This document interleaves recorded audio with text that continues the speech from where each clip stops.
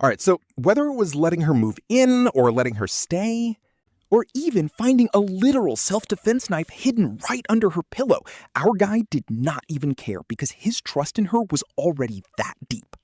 Honestly, this level of trust low-key breaks Bai Wei, leaving her with 1,000 things she wants to say but cannot. She has all these emotional words of gratitude for our MC, but not a single word will come out. Right then, she remembers her grandmother telling her that in this entire lifetime, you only need to meet one right person to be happy. Back when she was a kid wondering why her parents fought constantly, this was the exact lesson her grandmother gave her. Now she finally gets it, even though this kind of pure happiness is something most people chase their entire lives and never find. But deep down, she realizes just how incredibly lucky she is to have finally met our male lead. She takes a few deep breaths to finally calm her racing heart. She slowly walks over to the bed and quietly tucks away that fruit knife, the one that used to give her a fake sense of safety, deep inside a drawer. She does not need that cold blade anymore, so she heads right back out into the cozy living room. Meanwhile, our MC is grabbing 2 cups of yogurt from the fridge, smiling as he twists one open. He casually holds the yogurt lid right up to her lips, telling her that having some yogurt after dinner is great. It is good for you, so go ahead and lick it. Do not let it waste. Bai Wei just freezes, staring at the lid right in front of her. Under the warm yellow light, our guy just smiles and teases her by waving the lid, causing her ears to instantly burn hot. She obediently parts her lips a little, leaning closer to the plastic lid. The moment her tongue licks the yogurt, a burst of sweet and sour flavor explodes on her taste buds. And seeing her look like a cute little kitten while eating, our MC literally gets dazed just staring at how adorable she is. He says he was worried she would hate the plain flavor, so he opened a sweet one instead. He asks how it is, and she says it is actually really good. Then our guy twists open his own bottle and starts chugging, but she instantly notices some yogurt left right on his lips. Without thinking, she grabs a tissue and gently wipes it off for him, but as soon as she finishes, she suddenly realizes that their vibe is getting way too intimate and immediately takes a quick step back. She shyly sits back down on the couch, holding her bottle with both hands and sipping it super slowly. Even though she acts like she's just focused on her drink, our guy knows her attention is entirely on him. He keeps staring at her with pure amusement, letting his eyes trace over her. His slow gaze wanders all the way from her trembling knees right up to her neck, making her so shy she unconsciously rubs her ankles together. We both know he is teasing her on purpose because he finds her shyness absolutely adorable. So he sits right next to her with a smile, asking if he can borrow her shoulder for a bit. He tells her he needs a quick nap now that he is completely full. He claims that lying down is uncomfortable, so just having someone to lean on is perfect. Blushing hard, Bai Wei nods, and the moment our guy gently leans his head over, the second his soft hair brushes against her collarbone, her entire body instantly goes stiff. It is like her blood literally freezes in her veins as his warm breath brushes against her neck. All she can do is hold her breath and try to match his calm breathing. Those 5 minutes feel both incredibly fast and insanely slow as the gentle breeze outside starts blowing her hair around. A few strands of her hair drift onto his forehead, causing him to lightly frown in his sleep. She playfully reaches out to gently sweep the hair away, brushing it softly across his forehead. But then, boom, our guy suddenly rolls over and buries his face right against her cheek, resting half his head directly against her chest. Suddenly catching a whiff of her sweet scent, our guy snaps his eyes wide open. Realizing exactly what kind of compromising position he is in, he quickly sits straight up. He apologizes immediately, saying he cannot believe he actually fell asleep like that. He promises he was not trying to take advantage of her since she always calls his health bad. Honestly, we can see she is falling too, teasing that he managed to fall asleep on her shoulders so incredibly fast. She tells him to just sleep a bit more, gently cupping his cheek. Feeling her comforting palm, our main character just smiles. Without saying another word, he peacefully closes his eyes. Remember, he was a detective in his past life, so his sleep is always super light. Honestly, this is the very first time he has ever fallen asleep so quickly and peacefully next to another person, and soon she also drifts off, leaning on him in the gentle breeze. As they sleep, our boy ends up sliding down without even realizing it. He ends up resting his head right on her soft lap, turning his body slightly. He wraps his arms tightly around her waist like she is a literal body pillow.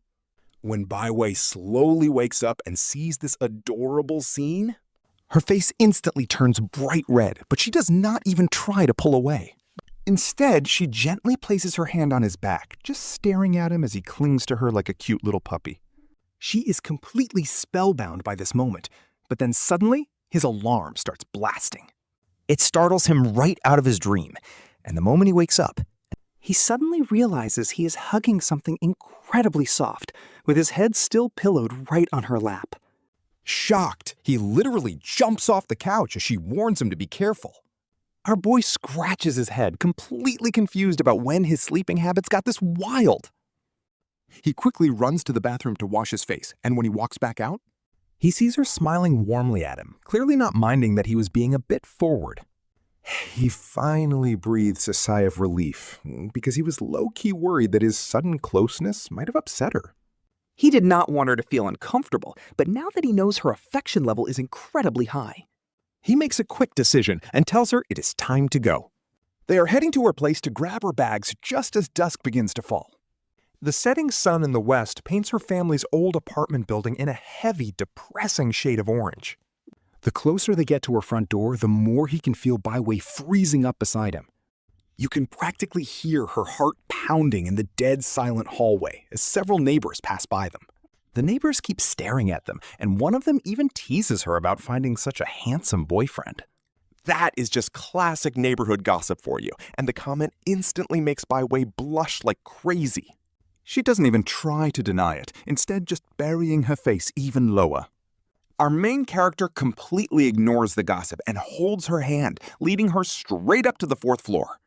Honestly, Bai Wei is so nervous she doesn't even notice that she hasn't been leading the way. Yet our guy stops right in front of her door, apartment 402, with perfect accuracy.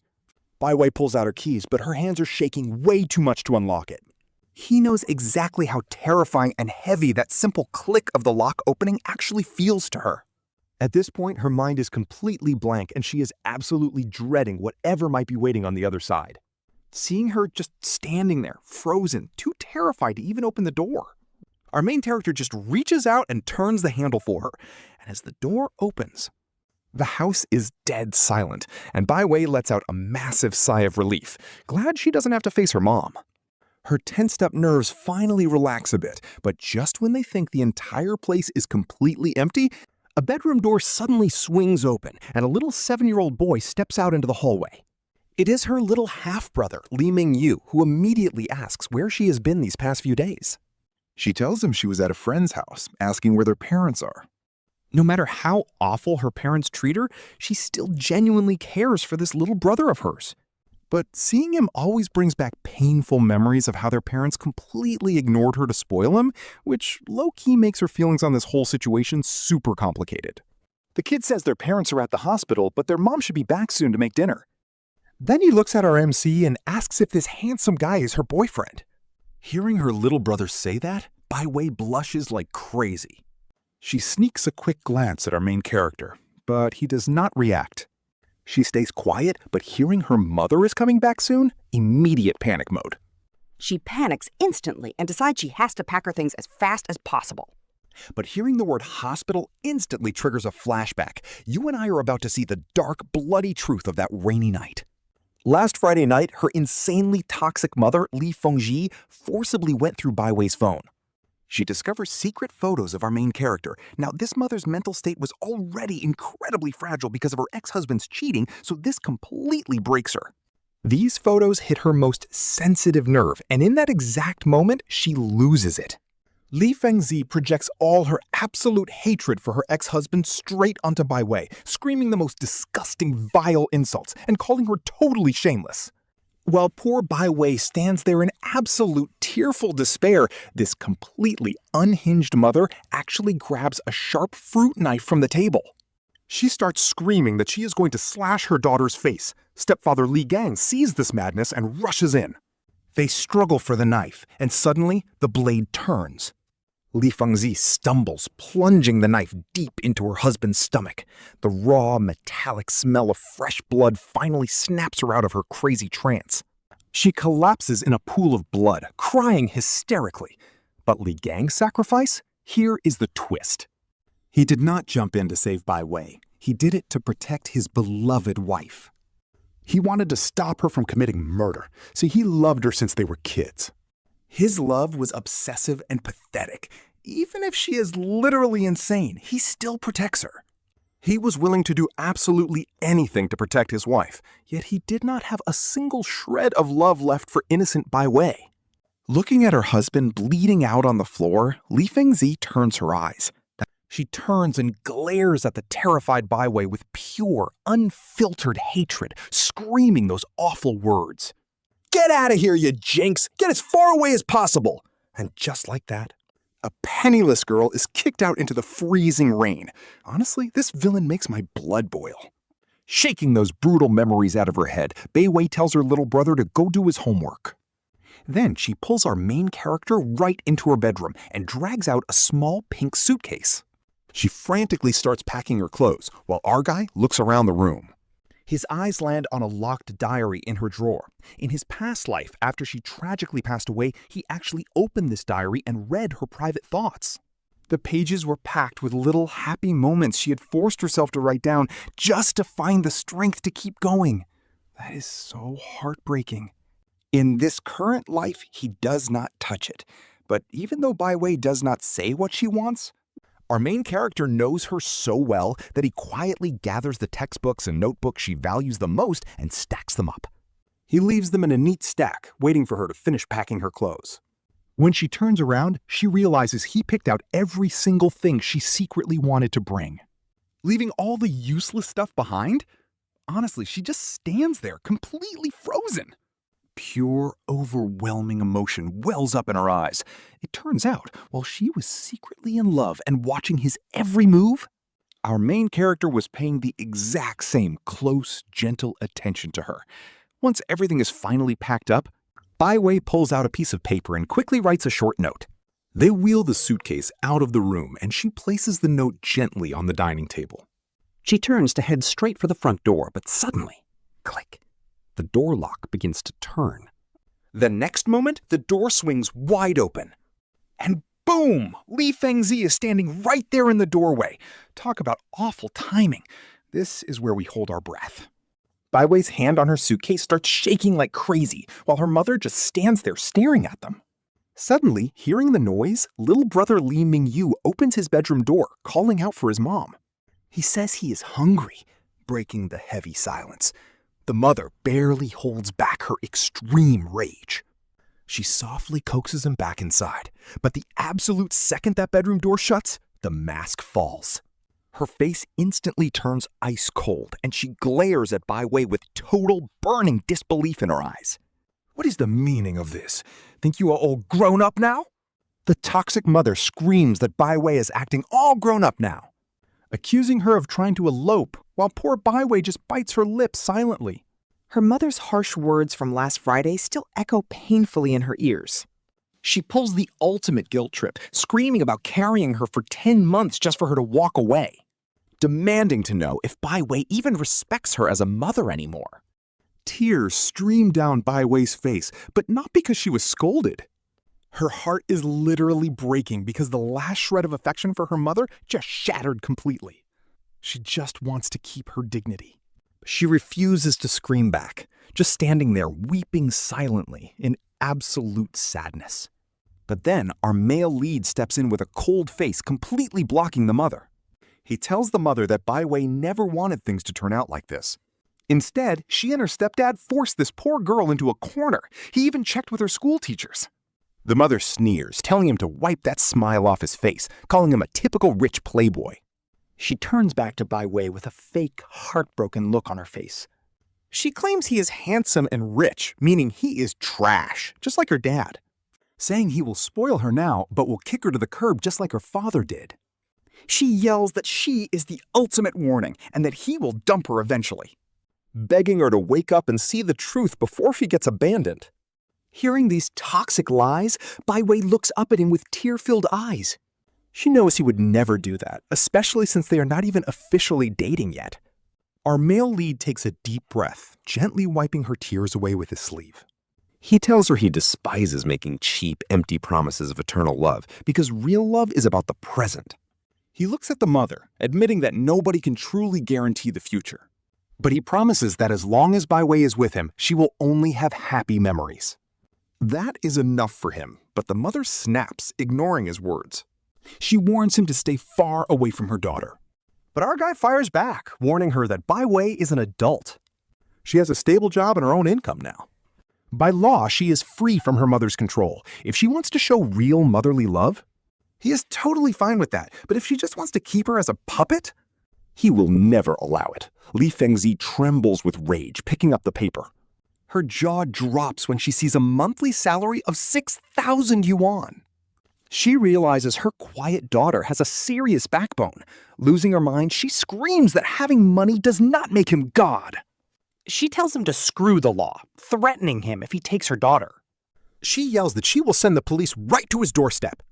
Our guy calmly replies they are legally in the right, but asks if she is ready for the drama. He points out her youngest child, Xiao Yu, is still young and might face crazy rumors and isolation at school. Talk about a verbal critical hit. He completely destroys her defenses right here. She owes her current husband too much and cannot let her new family get dragged into public drama. She snaps, screaming at them to get lost, warning Bai Wei that when this rich boy gets bored of her, she will come crawling back, crying, thinking she just entered some golden cage, saying she'll regret this soon. Meanwhile, our male lead kneels to pick up a broken porcelain piece. The sharp edge marks his palm. He calmly tells her she is wrong. He is not building a cage to lock her up like a helpless canary. Instead, he will teach her how to grow wings and fly in her own world. So our male lead's words completely shake Bai Wei up, tears still clinging to her lashes. Then she gets low-key brave, grabs his wrist, and follows him out the door. You are all ungrateful wretches! Go! Just leave! Seeing her mother look so suddenly drained and broken, Bai Wei starts sobbing. But she forces herself to say the hardest words. Goodbye, Mom. Leaving her final words on a kitchen note, she grabs her suitcase and rushes out. She knows if she stays even one more second, she will never find the courage to leave. The staircase sensor lights flicker on, but then, boom! A desperate hoarse cry suddenly echoes from upstairs. The mother screams her nickname, Ching Ching. Bai Wei freezes, completely shocked to her core. Her suitcase gets stuck. Our main character can feel her hands instantly turn ice cold. She is completely frozen. Then, frantic footsteps come rushing down toward them. Running too fast, the mother, Li Fengji, literally tumbles down the stairs. She slams headfirst into the wall and blood starts trickling down her face. Ching Ching, do not go, it is all my fault. Mom was wrong. I will never yell at you again. Hearing that specific nickname, Bai Wei absolutely loses it, tears flooding down her face. She throws herself into her mother's arms. Watching this is low-key heartbreaking. Our main character is stunned. This mother seems like a totally different person now. Her entire vibe, tone, everything changed. But here is the crazy part. You and I are dealing with a wild plot twist. She has split personalities. Only when Bai Wei is at her absolute lowest does this incredibly loving third personality actually appear. Calling her Ching Ching is the only proof she is back. Mom, I am sorry. But I still have to leave. I cannot survive in this house anymore. She knows her mom will eventually snap back into that abusive monster, making her exit vital. Which is why she has to run. Also, her dream to study psychology? She wants to cure her mom, keeping this loving personality around forever. Talk about tragic. Auntie, if you love her, please trust me. Let her come with me. I promise she will never suffer again. The mother whispers, I am useless. She never talks about her pain, so please watch over her for me. Hunching over, the mother tightly squeezes our main character and Bai Wei's hands together. Her hands are freezing cold, yet they leave their skin feeling burning hot. She gently touches the little sunshine doll charm on the suitcase, waving goodbye with pure love.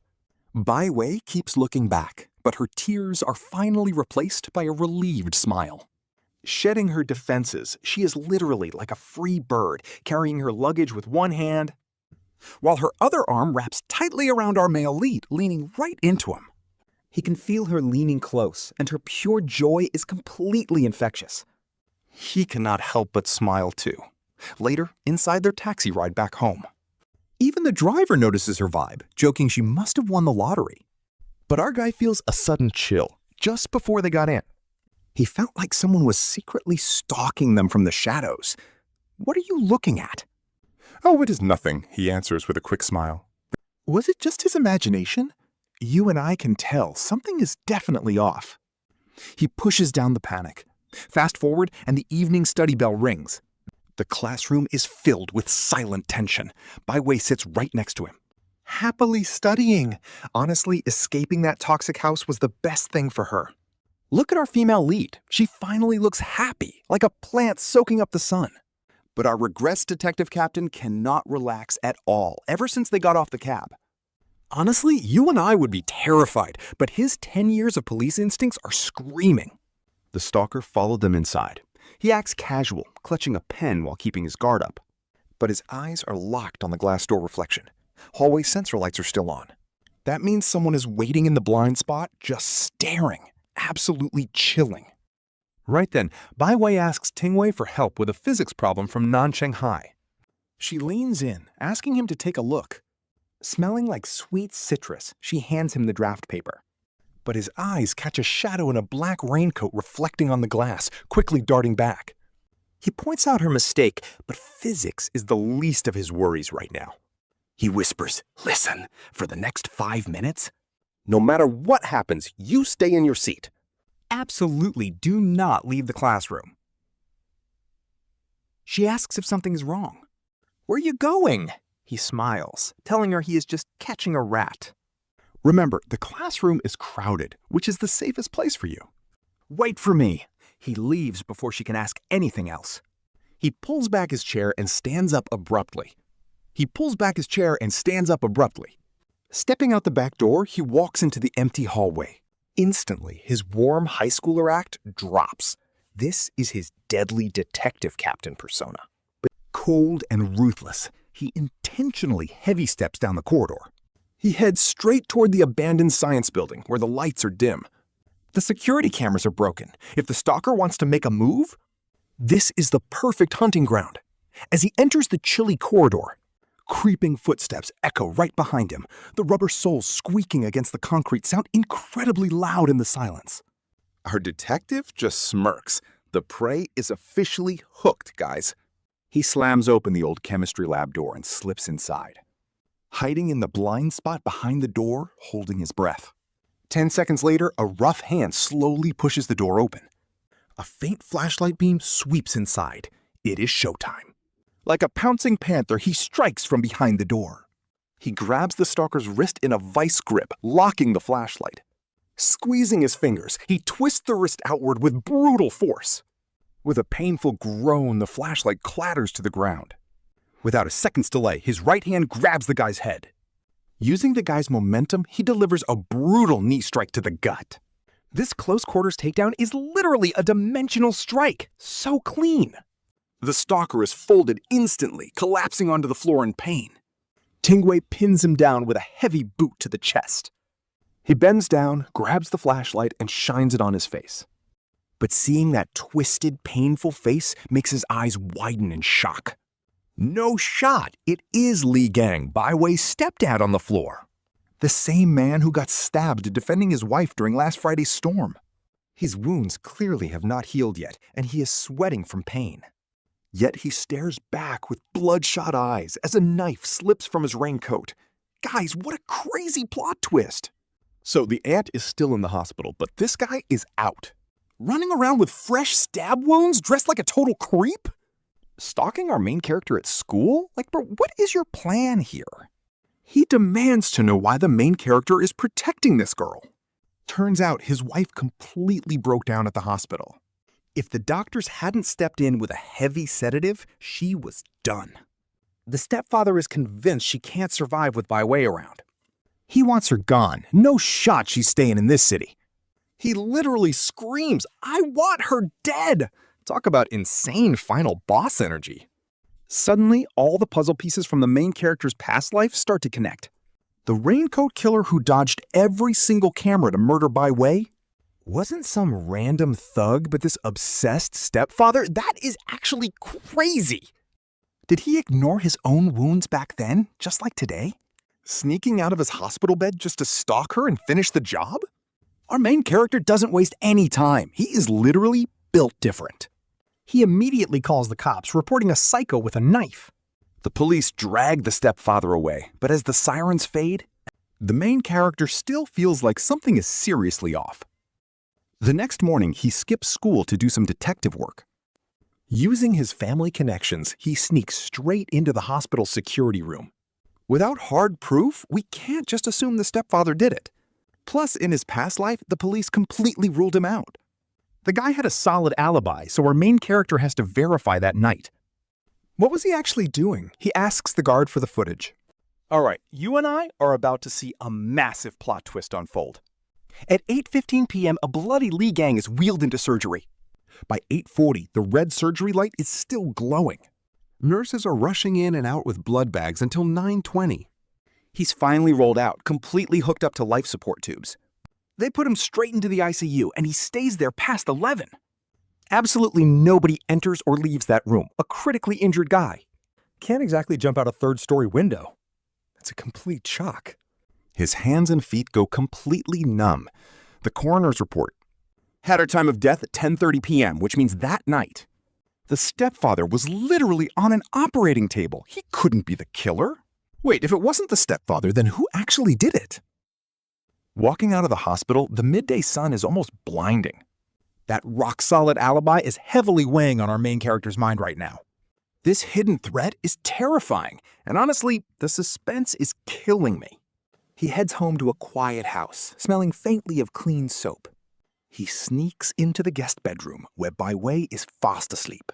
She looks so restless, even her eyelashes are trembling in her sleep. Holding the blanket tight, she looks so peaceful, yet incredibly fragile. Seeing this, his anger melts away, and he quietly steps closer. He goes to tuck her in, but the moment he looks up... Alright, so our main character glances at the window and completely freezes. The afternoon sun hits the glass, revealing a dusty handprint on the outside. Bro, what? His goosebumps immediately spike, and he holds his breath. This is wild. He rushes outside immediately, heading straight to the bushes under the window. Sure enough, right by the lawn, the plants are completely trampled down. A messy set of fresh footprints is pressed deep into the dirt. They point straight to where Bai Wei is sleeping. His heart instantly races. Someone was literally standing here, pressing their hands right against the glass. Staring through the thin glass at the sleeping girl. Talk about absolute chills. They actually stalked her here, even with neighborhood security. They are not safe. But Lox cannot stop a monster. He is not sitting around. That afternoon, he hits the tech mall and buys 3 boxes of top-tier gear. Night vision cameras and window sensors? Honestly, this is the ultimate setup. He is climbing ladders, drilling walls, and running wires. The man is cooking.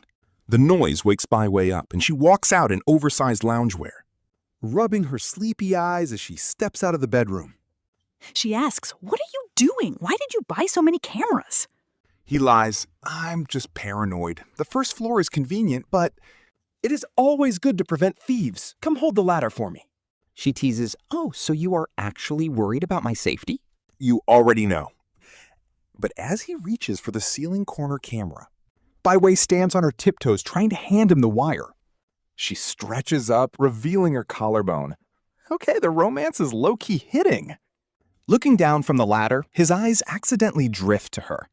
His throat instantly goes dry. He tells her, "All right, all set. I am coming down now." But as he steps down, his eyes catch hers again. She notices him staring right at her. She instantly blushes bright red and lets out a tiny gasp. Letting go of the ladder, our guy completely loses his balance.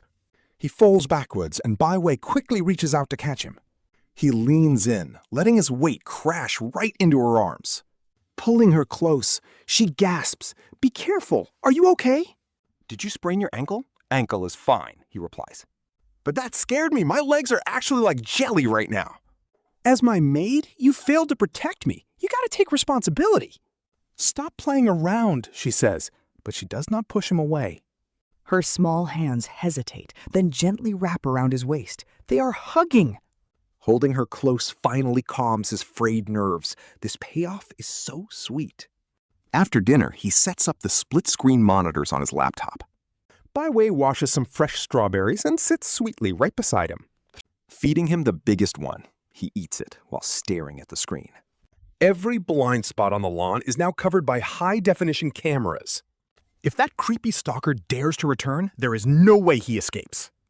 He warns her, from now on, unless it is me using my key, do not open the door for anyone, and I mean absolutely anyone. He still remembers that sunny afternoon. The asphalt is burning hot, and the female lead, Bai Wei, is walking right beside him. Her ponytail bounces with every step. Ever since she moved into his apartment, escaping that toxic household, she looks so much lighter and happier. She is cutely sharing her study notes, but Nanchang cannot relax at all. That creepy, skin-crawling feeling of being watched hits him the moment they step outside. It is literally burning into his neck. He tells her, "Walk on the inside." "Too many cars out here." She looks at him. "Nanchang, what is wrong?" "Your hands are sweating." He just replies, "It is nothing. Just tired from setting up those security cameras earlier today. Let us hurry, we cannot be late for the homeroom teacher's class." Getting scolded is the least of his worries, but he keeps his eyes scanning. The street, shops, and bushes. No one is in the blind spots, but that slimy feeling of a predator watching is definitely real. Just as they enter, his loudmouth friend Jiang Yan comes shouting out of the shadows and rushes over. He is completely red in the face, totally losing his mind with excitement. "Gu Nancheng, bro, you are literally a god!" That tip you gave on the wanted criminal was actually legit. The police are going crazy. They say this guy is a ruthless serial killer who fled across 3 provinces. Did they catch him? At that question, Zhang Yan's hyped expression completely drops. He says that place is seriously cursed. The police completely sealed off the old district, locking it down tight. Nobody could get close, but the guy basically vanished into thin air anyway. His evasion skills are top tier. Minutes before they closed the trap, he literally jumped into a sewer and slipped away. Talk about a wild escape. Nanchang's heart drops. Hearing this feels like a cold scalpel, slicing right through his optimism. The serial killer from his past life is still out there. Even if he did not kill Bai Wei directly, he is a ruthless, cold-blooded maniac. A total cunning psycho. Since he managed to escape that massive police dragnet, he is definitely lurking in the shadows right now, like a cornered beast. Nanchang remembers the faint, dusty handprint on his window from earlier today, and those messy footprints outside. Since the real killer hasn't shown up yet, could the creep watching him be this desperate killer while hiding from the police? Did he target Nanchang's house as a hideout, or is he looking to hunt down the informant? If he is scouting them out, that is terrifying. He warns his friend, listen closely. For the next few days, except for school and the hospital, do not go anywhere. His friend is confused and asks, what is wrong? I just got the reward cash and wanted to treat you to food. Why the serious face? He warns him that fugitive is not just a killer. He is a complete lunatic with zero limits. You gave the police the tip. Got the reward if he ever finds out and realizes you snitched, he will hunt down you and your mother first. No way, right? His friend starts stammering, trying to sound tough. But that psycho has taken more lives than he has ever seen. No more talking. He tells him to go straight to the hospital after school. Guard her and lock that door tight. Do not open it for anyone. Got it? Yes, I got it. Babe, do not scare me. My worthless life does not matter. But my mom cannot handle this shock. Send Jiang Yang away. Standing in the dark hallway, he watches Bai Wei quietly reading in her classroom.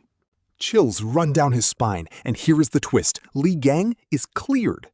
This is wild. The real Rain Knight killer is still lurking in the dark. Now there is another escaped serial killer on the loose. Talk about double the danger. They are completely surrounded. Nan Chang reaches for the phone in his pocket.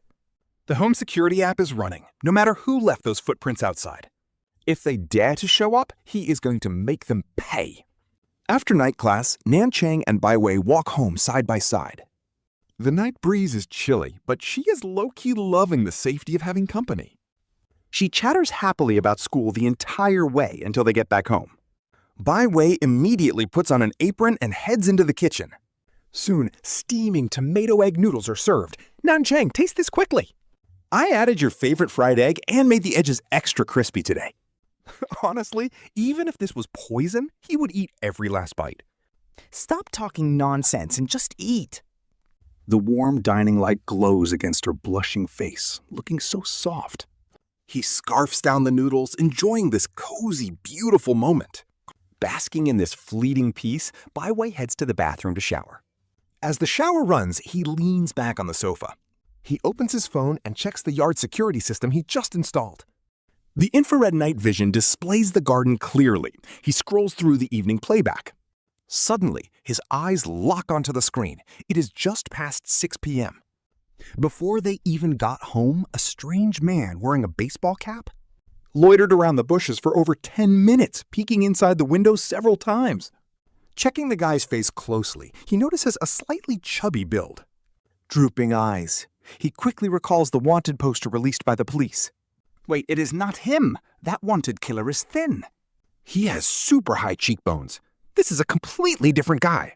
Who is this new rat? Could it be the real killer? The author cooked here. Scouting the place?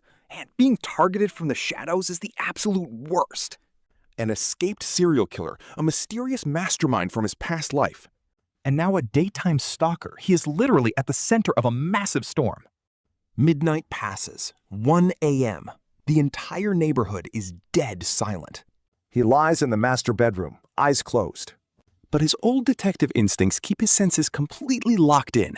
Suddenly, a tiny click. A faint snap echoes from outside, followed by soft, stealthy footsteps creeping closer.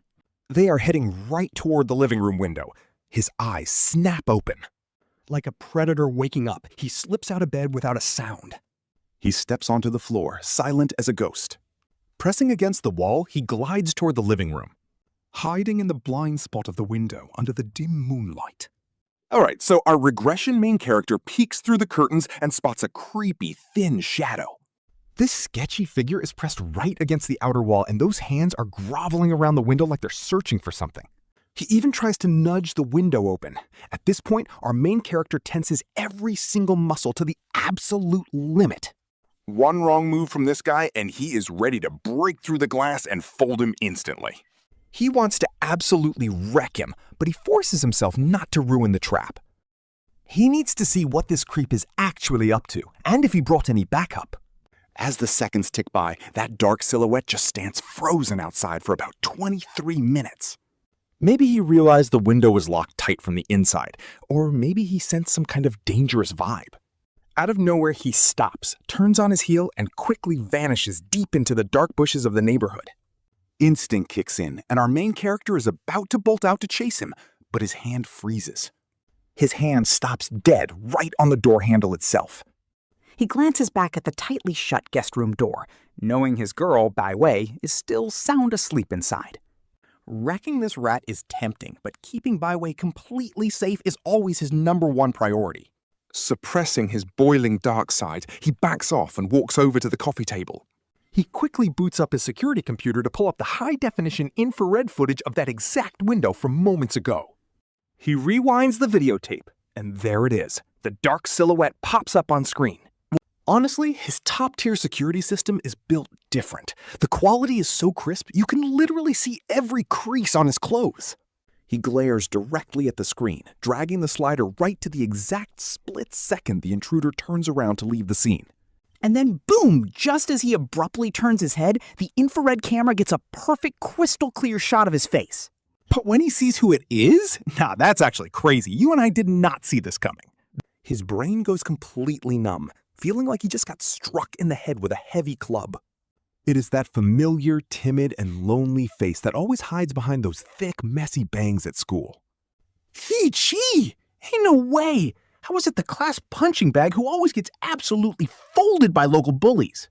Why on earth is this weak, helpless kid lurking outside his house at midnight like a straight-up ghost? The eerie blue light of the monitor glows directly on his face in the pitch-black room.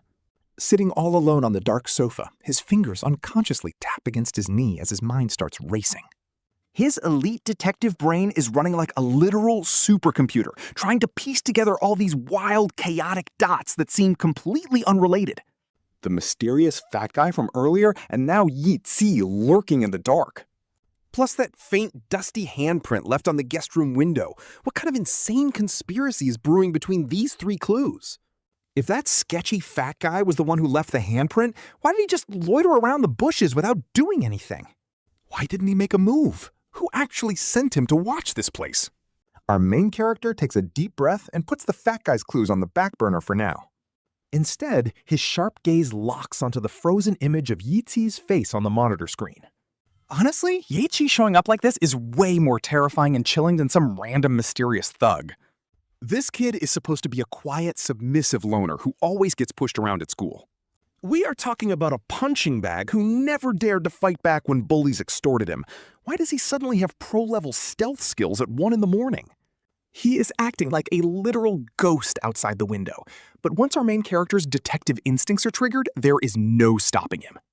All those tiny, ignored details from his previous life hit his mind like a massive tidal wave. He suddenly remembers that tragic, rainy night. On that awful night, Yi Tzi was actually right there near the crime scene. He was getting cornered and brutally beaten by those thugs in an alley, and Bai Wei only ran in because she saw the whole thing go down.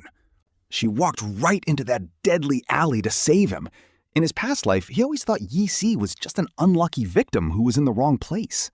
But now, this supposed victim is sneaking around outside his window in the dead of night.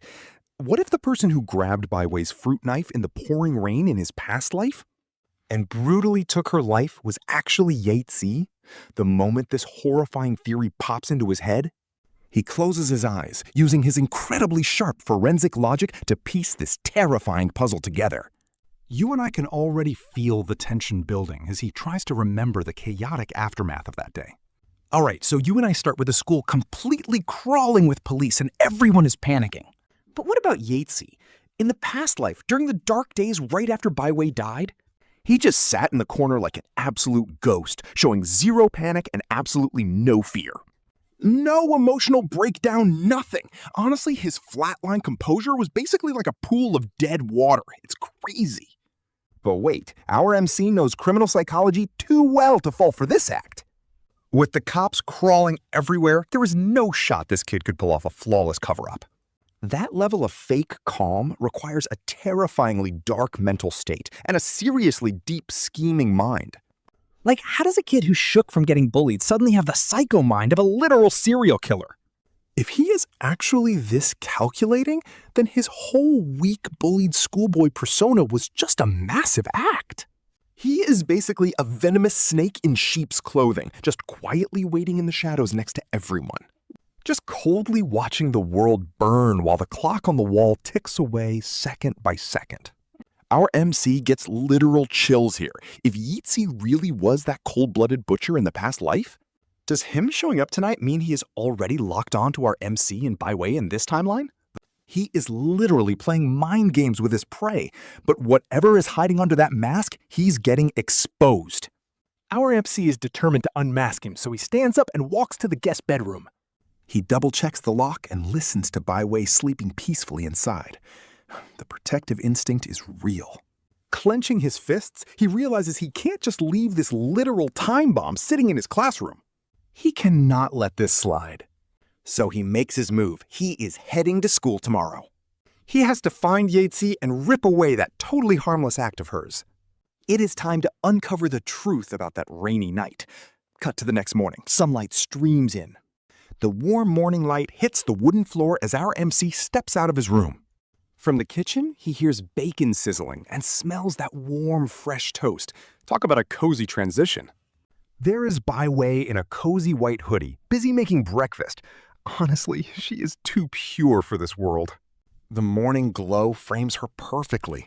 This whole vibe is so incredibly wholesome, you almost forget the horror. Seriously, it makes last night's terror feel like a bad dream. She smiles and asks if he is awake. Go wash up. Your sandwich is almost ready.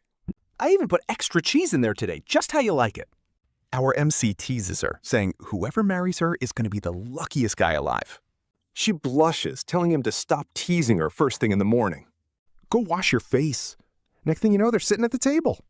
He watches her take a bite, noticing a tiny bit of salad dressing on her cheek. Instead of saying anything, he just leans in and reaches out. He gently wipes it off, teasing her for eating like a messy little kitten. The romance is blooming, guys. She gets super flustered, stammering that she can do it herself. This sweet moment is just top tier. But you and I both know it is just the quiet before the storm. He gulps his milk. He hides the dread from last night's security footage deep down. No matter what monsters lurk outside, he is going to keep her safe and in the light. Breakfast over, they head out. They walk side by side down the tree-lined path to school during the busy morning rush. The streets are packed with traffic, students in uniforms, and people rushing to work. Everyone is in a hurry, but right as they step across the crosswalk, that familiar, sickening feeling, like a venomous snake staring right at his neck, hits him again. It sends a physical shiver down his spine, and his muscles instantly lock up. The sensation is too real. Somewhere in this massive crowd of everyday people, a pair of icy eyes is locking onto their backs. Our MC plays it cool, pointing out her loose backpack strap. All right, so our main character casually helps pack the bag, acting completely normal on the outside. But his eyes are basically radar, scanning every corner and the newsstand mirror, checking the blind spots behind bus stops and even cars parked across the street. Too many people around, completely cluttering up his line of sight. But he knows someone is watching. Thanks, Nanchang, his friend says. This feels way better to carry. Let us go. Class is starting soon. Shaking off that heavy, creepy feeling of being followed, they finally step into the loud classroom. He sends Bai Wei to her seat while he stands by the back door. His eyes instantly lock onto the very back row like a sharp blade. To that one desk always hidden in the shadows. Suddenly, his heart drops. The seat is completely empty, not a single thing on the desk. Absolutely spotless. Hey, Guo, what are you staring at? A classmate asks. Oh, you mean Yetzi? Yeah, he did not show up today. Apparently, he called in sick with a crazy high fever and cannot get out of bed. That casual comment instantly sets off major alarm bells in our main character's head. Wait, he actually called in sick? Yeah, why? Bro, why the huge reaction? The guy literally gets beaten up every other day. skipping class is normal for him. He lets go of his classmate. Walking back to his desk, his palms are literally dripping with cold sweat.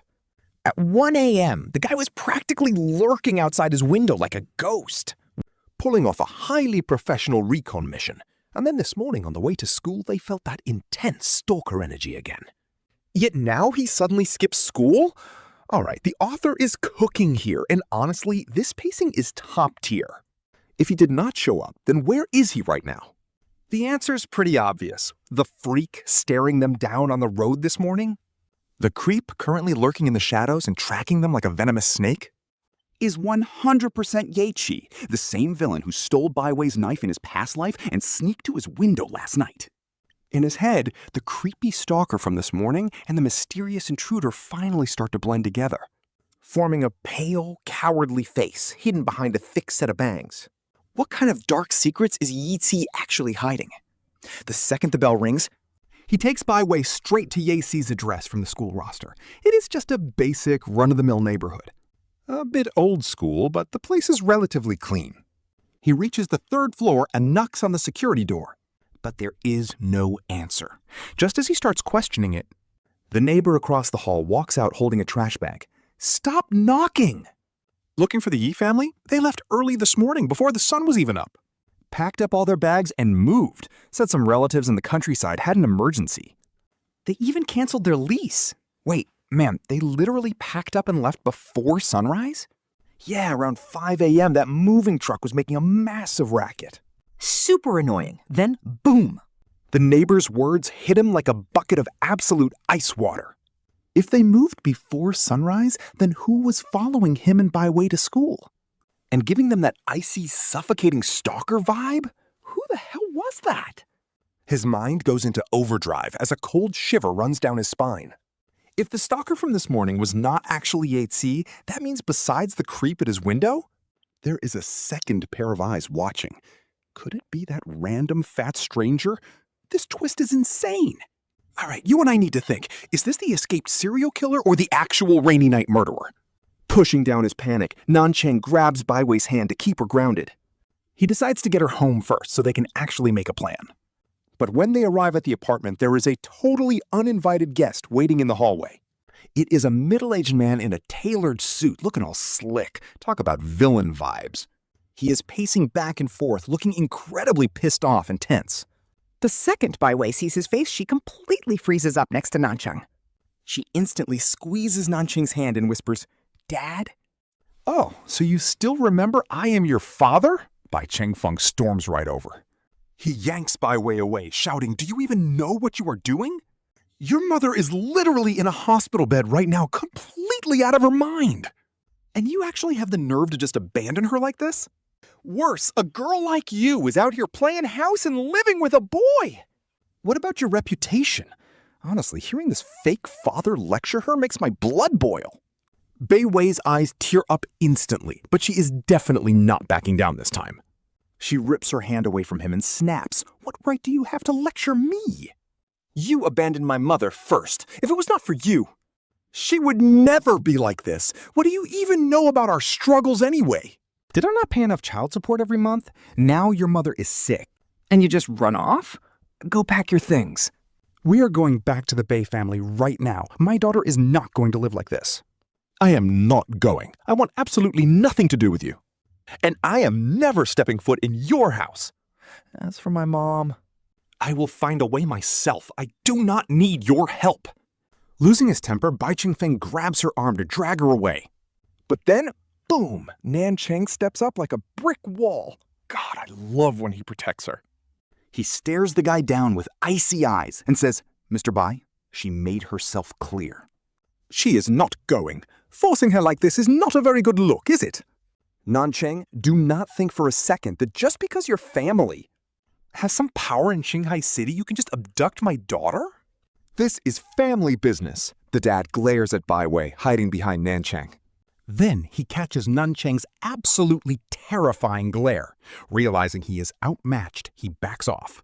He suppresses the urge to grab her and growls, "Gu Nanchang, you listen to me. If you let her suffer even a single bit, my family will throw everything we have to make you pay." With that, he gives Bai Wei one last nasty glare. His heavy footsteps echo down the hall, filled with pure rage and frustration. He storms off, completely vanishing down the hallway. Once the dad is finally gone, Nanchang leads Bai Wei back inside. He locks the door, but Bai Wei is still looking super down. She quietly goes to the kitchen for water, while Nanchang sits on the couch. But Nanchang's brows are furrowed. Something about that dad's heartbroken act? That protective, loving father act just feels incredibly fake. Honestly, what is this guy planning? It makes no sense. This guy abandoned his wife and daughter years ago.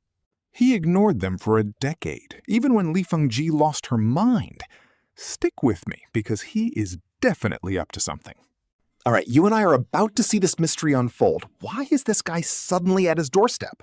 Our main character pushes down his doubts as this guy pretends to actually care about his daughter's survival. He casually clicks open the security camera feed on his computer, but the second the screen lights up, everything changes. Bro, what? His eyes widen instantly because it is that same heavy-set guy. The exact same creepy, chubby guy with those droopy eyes who showed up in last night's surveillance footage is literally standing downstairs right next to the neighborhood bushes. He is hiding behind a utility pole, acting super suspicious and staring straight up at our main character's window. Talk about bad timing. Since this guy decided to walk right into a trap, let's get him. Our main character is about to destroy him. He instantly grabs his phone and dials up his ally, Zhang Yan. He lives close by, so our guy tells Zhang Yan to grab some gear and get over here. There is a tail downstairs. Time to flank him from both sides. Do not let him escape. 5 minutes later, the trap is set. Jiang Yan arrives at the other end of the alley out of breath, and our guy signals him. Like a pair of pincers, the two of them dive straight at the chubby spy from both sides. The guy panics and tries to run away. But Jiang Yan completely blocks his escape while our main character rushes him from behind. He delivers a brutal kick right behind the guy's knee, making him scream in pain. The guy drops to the ground and our character immediately pins his arm back. He slams the guy's face hard against the rough brick wall, demanding to know why he is stalking them. "Talk! Who sent you?" The guy screams in agony. "Spare me, boss! My arm is gonna break!" "I swear, I didn't do anything at all!" "Then why are you lurking around here? Tell the truth! Or else I am going to knock out all your teeth!" Okay, 3 days ago, a woman wearing a face mask came to find me, I swear! What did she want? Was it a hit job or a kidnapping? Was that also you tailing us on the street this morning?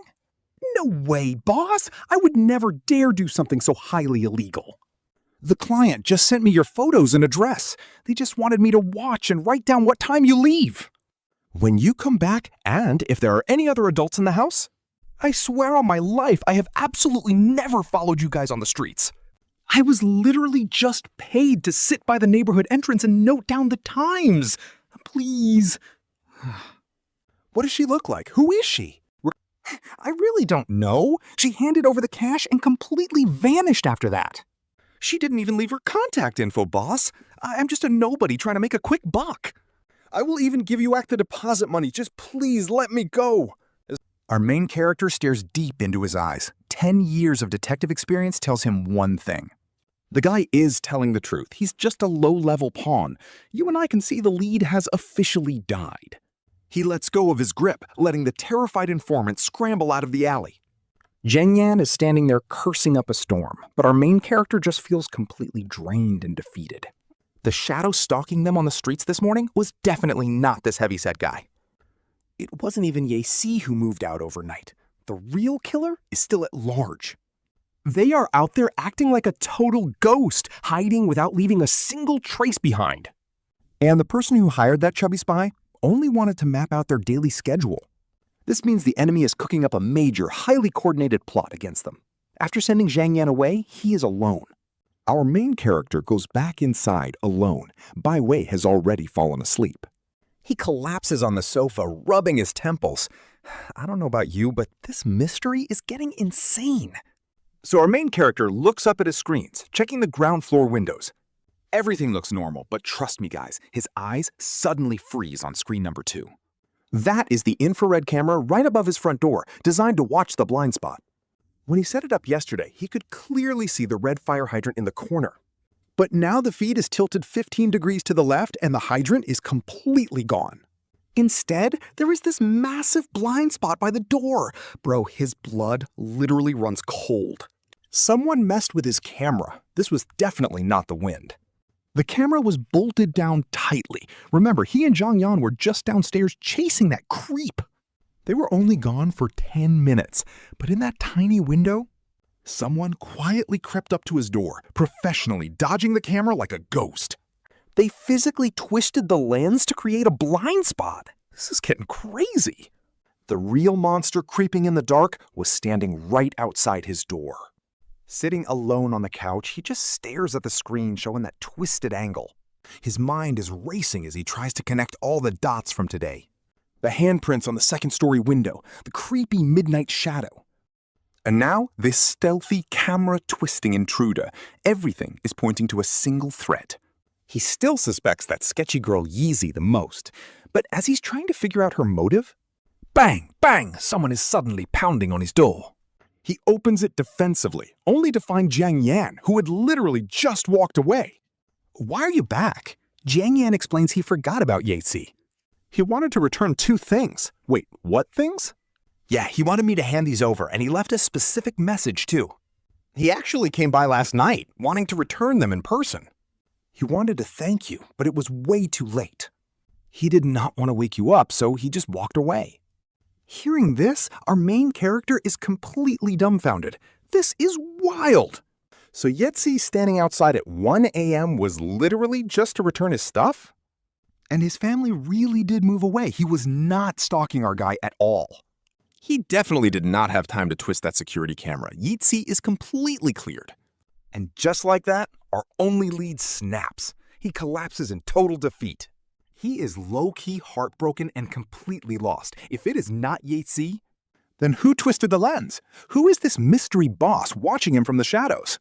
while he is stressing out, Zhang Yan suddenly whips out his phone. He hands over a photo. By the way, Is this guy a secret bodyguard your family hired? He is always hanging around you. Even when I was chasing that creep in the alley, I saw him lurking nearby. Our main character snaps his head up and grabs the phone. Wait, what? The photo is a sneaky shot taken in a dark, shady corner. You can barely make out a guy in a baseball cap from behind. Without hesitating for a single second, our guy stares at the blurry figure. He snaps a picture of the screen and sends it straight to his mom. Then he dials her number, demanding to know if they hired this shadow stalker. After a tense silence on the line, his mom sounds completely shocked. You actually spotted him? That is an elite retired mercenary your dad hired for you. We could not let you live out there unprotected. Major plot armor. So they literally hired this guy to protect him from the shadows. He had been tailing our main character for weeks, but got caught. Hearing the words retired mercenary immediately made his heart drop. The guard is only there to scan for danger, not spy on him. If that makes him uncomfortable, his parents can easily pull him out. But our boy says that is fine, since he just found sketchy footprints near Bai Wei's window. He thought there was danger, but it was just his own security. But wait, why check her window? Didn't he say Bai Wei was staying there? He tells his mom he just wanted the guard to check if the security windows were sturdy. He tells his mom to send the contact info. He hangs up and the number pops up on his phone. His friend is losing his mind, shocked they hired a literal mercenary. That security level is wild, but our main character ignores his yapping. He just stares at the phone number while his brain starts cooking. A retired mercenary? This is where the story gets absolutely wild. Then every single crazy event suddenly makes perfect sense, like that dusty handprint outside the window. And the security camera that was moved earlier? It was probably just the mercenary doing a sweep. Or he was just trying to dodge our main character's spy gear. The pieces are finally fitting. Just when he thought there was a stalker, the clues vanish. He needs to call this guard. He takes a deep breath and immediately dials the number to confirm if the guard did all this. The phone rings once, and a voice answers calling him Young Master. Uncle Dao, right? Did you leave that handprint on the guest window? And did you also mess with the security camera at my door? The guard is shocked, laughing at how insanely sharp our main character is. He says his instincts are literally better than some of the rookie soldiers he trained. Apparently, the screws on the window grates were completely rusted and loose. They could be easily pried open, so he upgraded them to high-strength titanium alloy screws. He even dirtied them to look old, but accidentally left a dusty glove print on the glass. And that camera? Sure, the original angle was okay for basic security. But there was a tiny blind spot, so we just adjusted it for him. Our main character finally understands. He thanks Uncle Dao and hangs up the phone. He quietly slips back into the guest room where Bai Wei is fast asleep. She's breathing softly as he approaches the window. Using the dim light, he carefully inspects the edges of the window grates. Sure enough, those rusty-looking screws were actually brand new, super high-grade titanium. The disguise was flawless. Our main character lets out a massive sigh of relief. No creepy stalkers, no professional killers. Honestly, you and I probably expected a psycho killer, but it was just their OP god. But as the massive tension drains away, a wave of exhaustion suddenly hits. He collapses onto the living room sofa, completely drained, lost, and drowning in pure exhaustion. He looks around the empty room. That greedy fat guy's lead is totally dead. Ye Qi moved out, and her name is completely cleared now.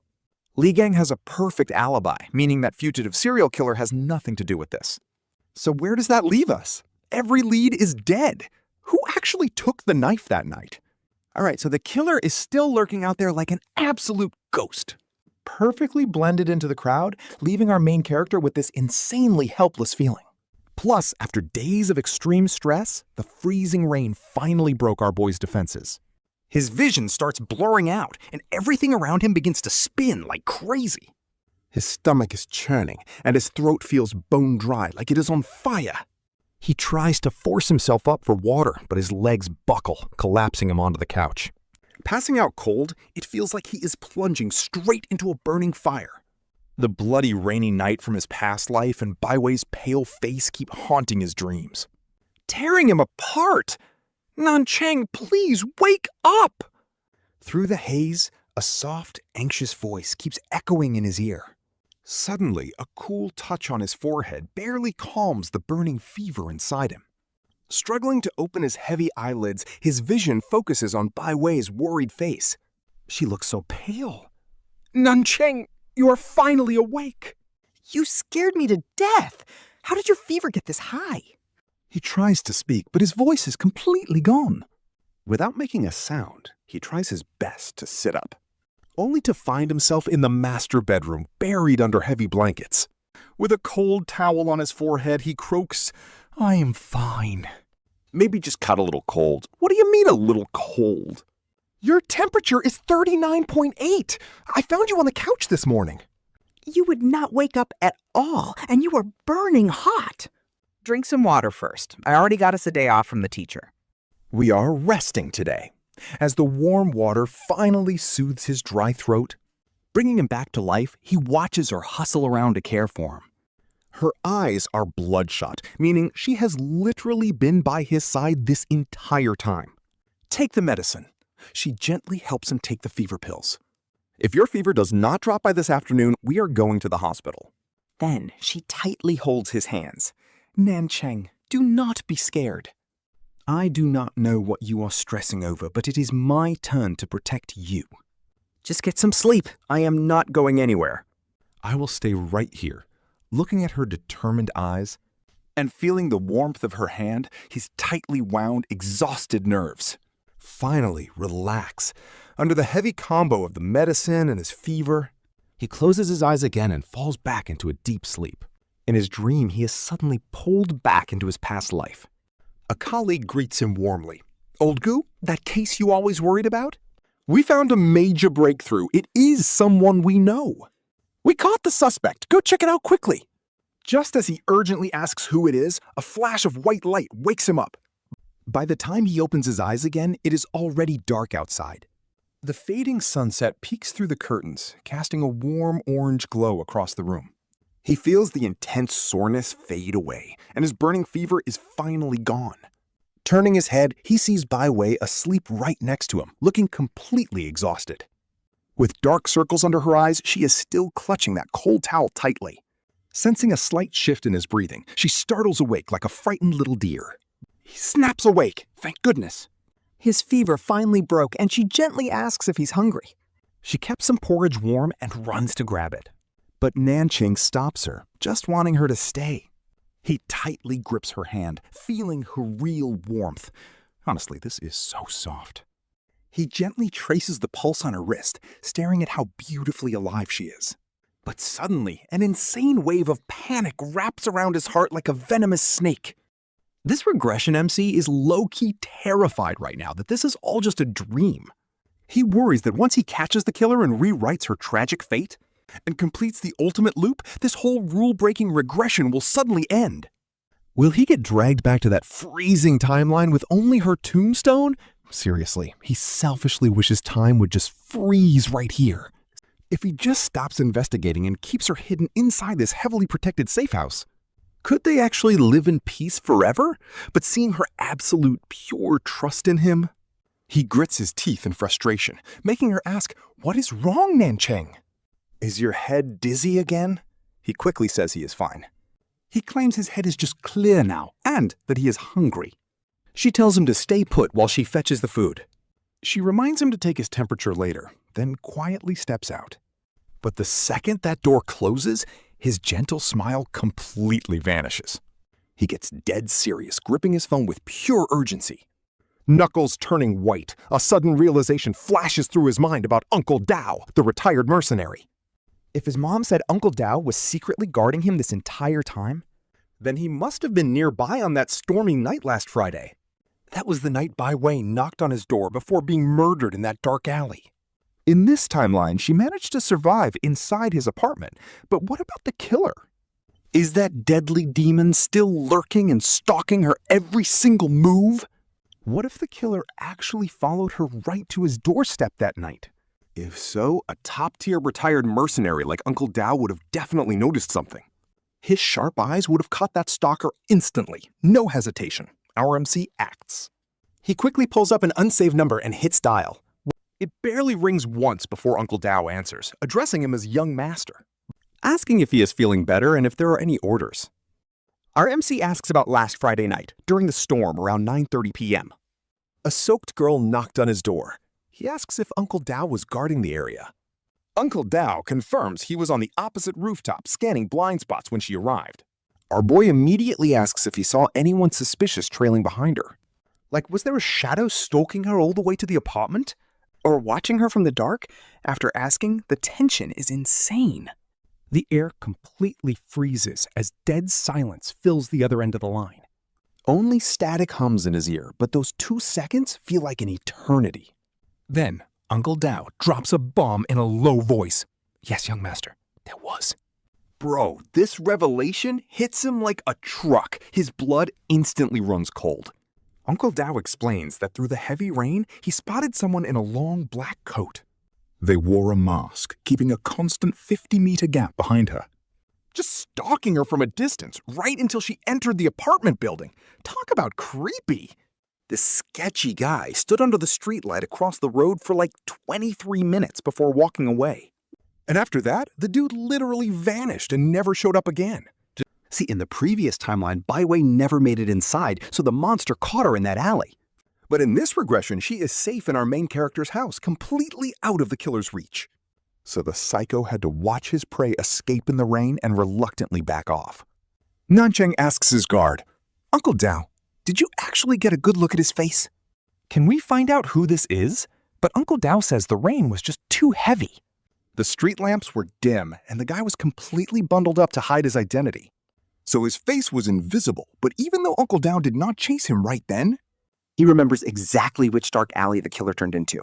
He says as long as he walked there, He definitely left some clues behind. Our main character's like, Uncle Dao, we need to find him. hanging up the phone, Nancheng takes a deep breath to calm down. He hides the pure rage in his eyes just as the bedroom door is gently pushed open. Bai Wei walks in saying, Nancheng, the porridge is ready and the temperature's just right. Seeing her standing there in an apron looking so gentle and sweet, All the rage building up in his chest completely melts away. She gently reminds him that the doctor said, your stomach is weak after a fever, so you should eat something light first. He asks if she has eaten, and she shyly replies that she already had a bowl in the kitchen. She playfully tells him to just hurry up and eat already.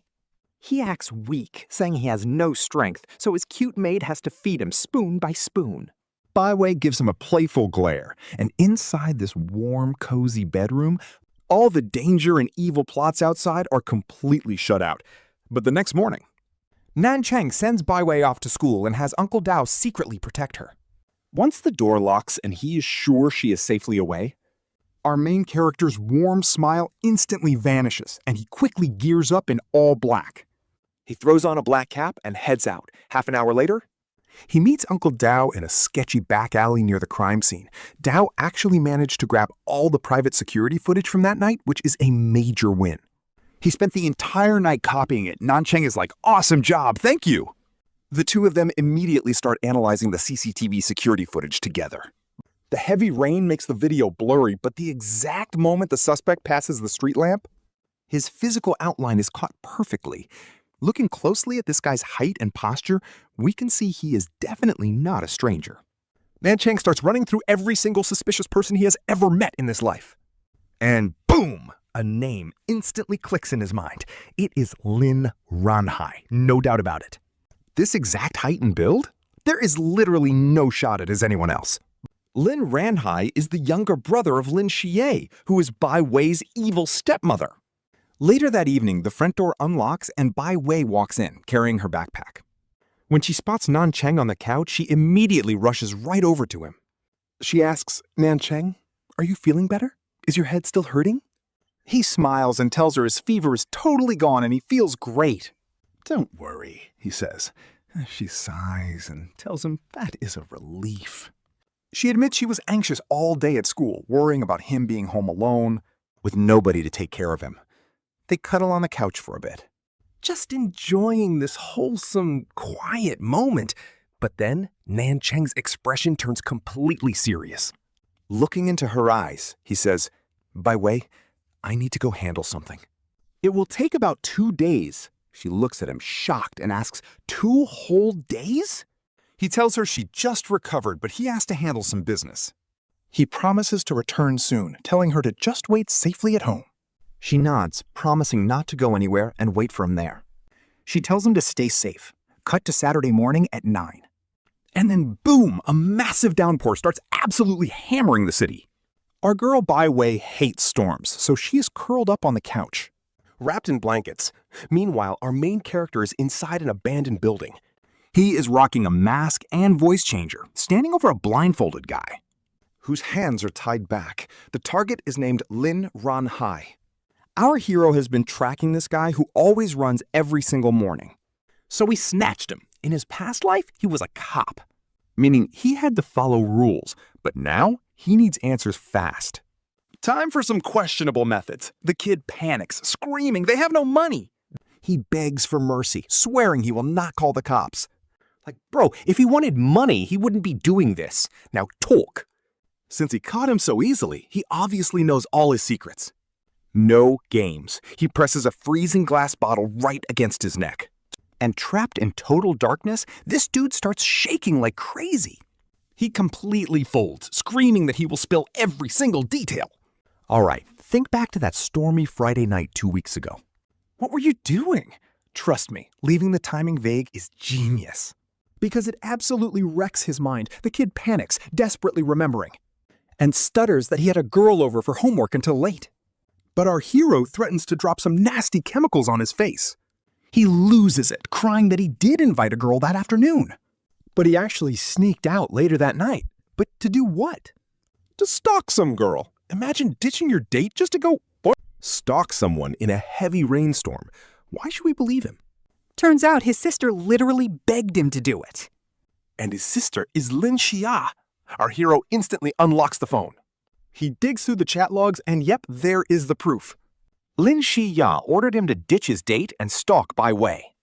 Honestly, it makes sense now. Why invite a girl over only to dash out into a storm to stalk someone? The puzzle is solved. The chat shows he followed Bai Wei all the way to our hero's apartment. Once she went inside, Lin Xia told him to wait. Since Bai Wei didn't come out, his sister sent him home. So on that exact rainy night in his past life, The stalking ended right at the door. But if he only stalked her and had no intention to kill, then how did she die? Checking the past autopsy, her clothes were messy, but there was absolutely no sign of struggle, strangulation, or even basic bruising. So it wasn't sexual assault. Plus, the weapon was her own knife. The only logical answer is Lin Xia confronted her, starting a fight. Knowing her insane control issues, things definitely took a deadly turn. All right, so we are basically deducing a crime of passion here, but honestly, we are still missing solid direct evidence. Still, the truth is finally taking shape, and at least this guy Lin Ran Hai's lead has hit a dead end. Get lost and do not look back, or you know what happens next. Lin Ran Hai runs off like he just got a second chance at life, scrambling away from the abandoned building. Our main character walks up to the rooftop alone, letting the freezing rain pour all over him. The cold rain helps him clear his head and refocus on why he actually regressed in the first place. First, he has to find the real killer, and second, he must protect Bai Wei from getting hurt again. Right now, Bai Wei is safe at his place, so as long as he keeps her away from Lin Xiao.